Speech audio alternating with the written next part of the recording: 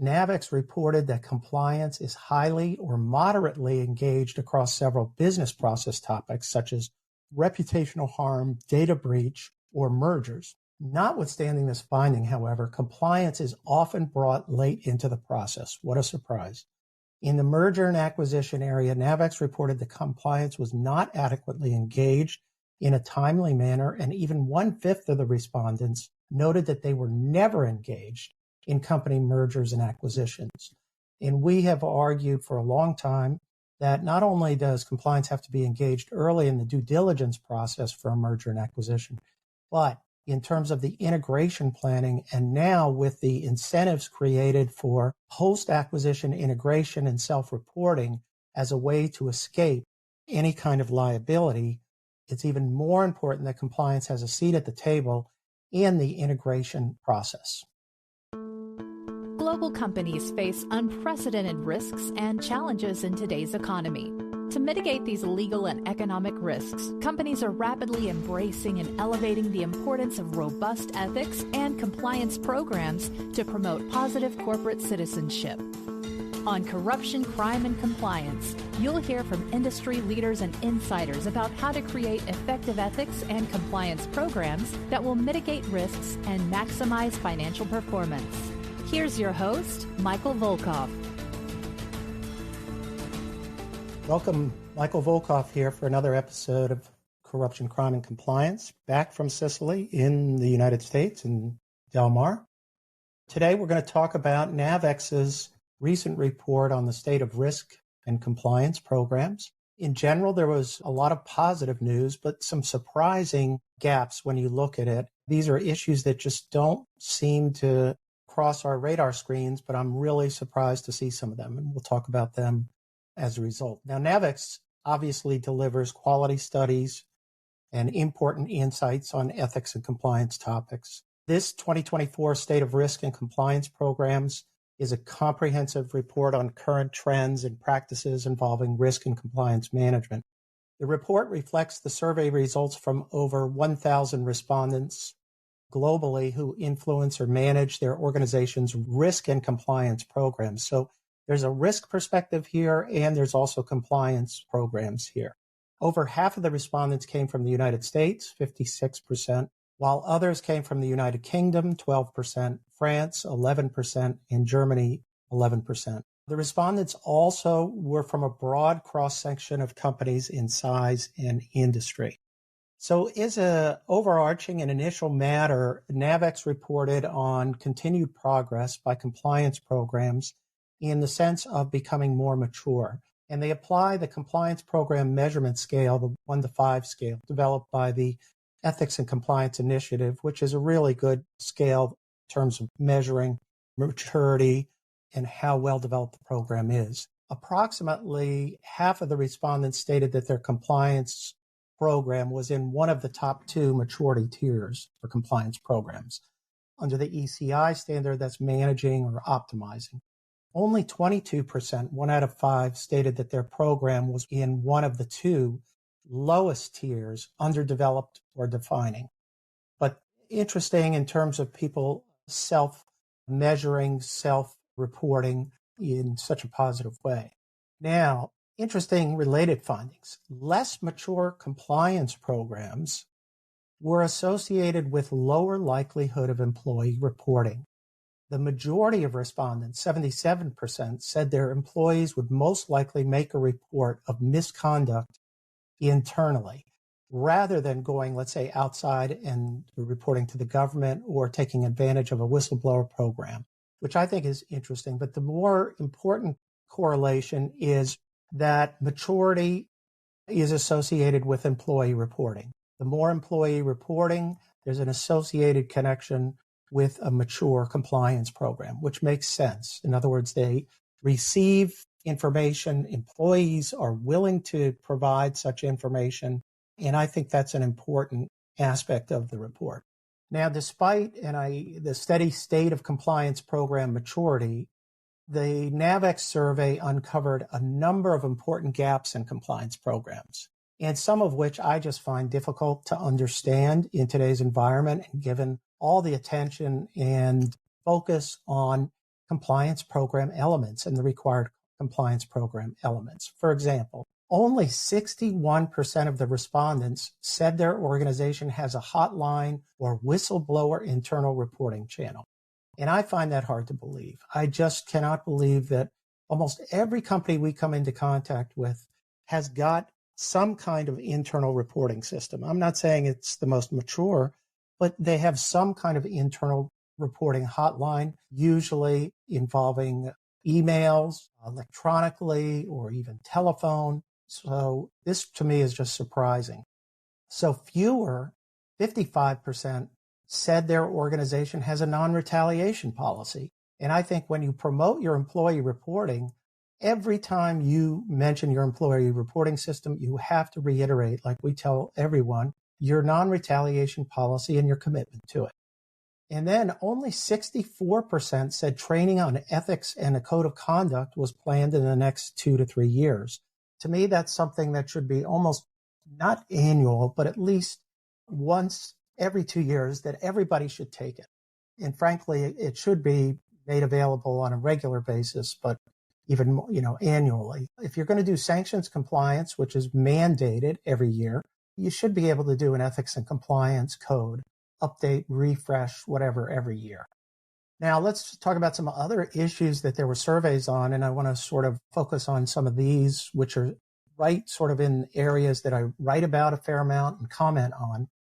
And that was cross-functional relationships. So given the importance of cross-functional relationships, more than half of the respondents indicated they have a strong relationship with compliance. That's 58%. Data privacy, strong relationship with 53%, and risk, 53%. And on the negative side, 1/5 cited negative cooperation, cross-functional relationships with who? The two entities that I have said that the walls need to break down and that we need to see greater collaboration, HR and finance. HR because obviously culture, working with them in investigations, sharing data as to what kind of complaints are coming in, what are the concerns, what kinds of issues, who's on top of the culture, and what's the pulse of the company, HR, which needs to share its data with compliance. And number two, finance. Finance needs to open up its internal controls, internal accounting controls, so that compliance can be a partner at the table in terms of invoice to purchase order to payment to process, the whole process. And of course, this report confirms what I've said for a long time. HR and finance are the most resistant to cooperation and cross-functional cooperation. Another issue that came up was compliance incidents. Half of the respondents said their organization experienced at least one compliance issue in the past 3 years, and 31% said they experienced more than one issue. And of course, the most commonly cited issue was privacy and cybersecurity, 28%.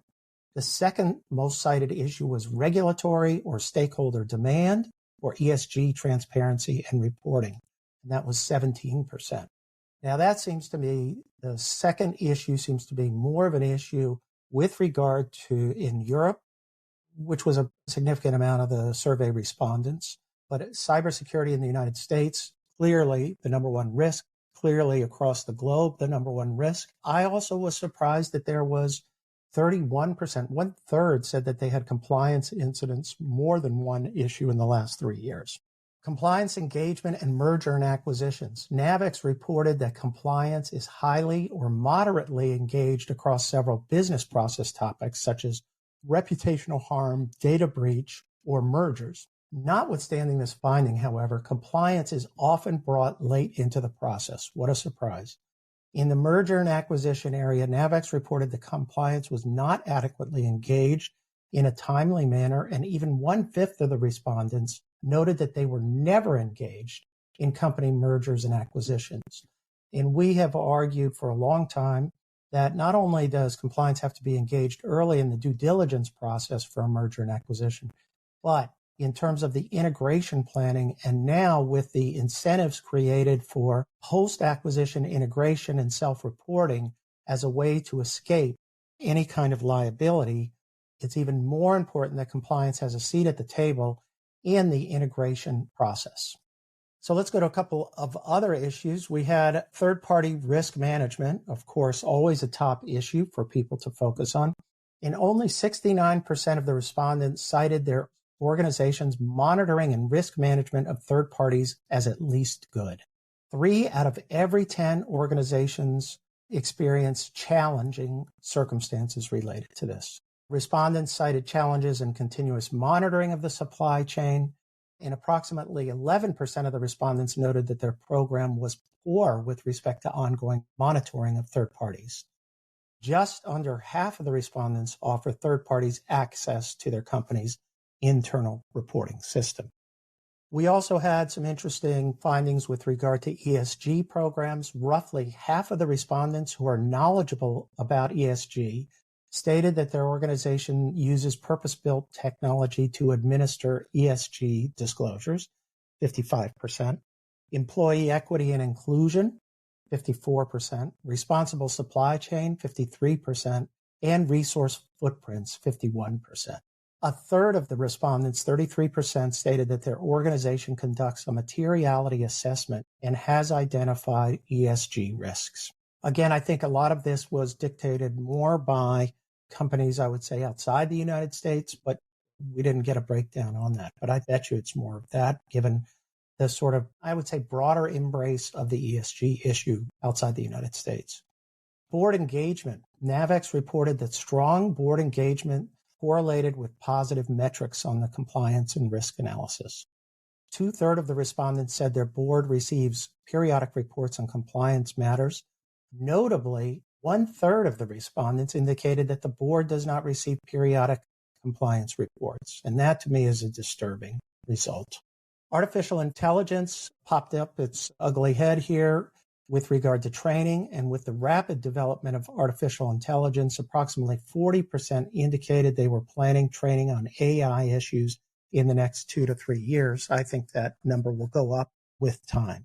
And the final issue was supply chain management. Respondents generally cited the need for improvements for their organization's third-party due diligence.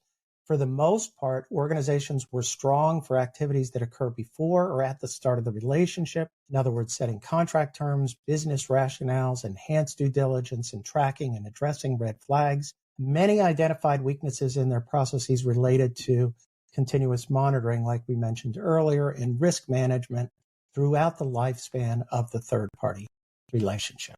So that's a quick look at NAVEX's report. When you get a chance, take a look at the report.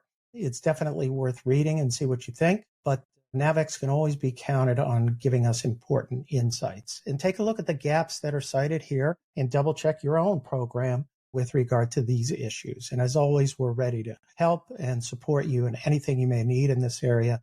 So thank you once again, and we'll see you for another episode next week. If you enjoyed this episode, the best way to support the show is by subscribing on your favorite listening platform. To learn more and connect with Michael Volkow, go to volkovlaw.com.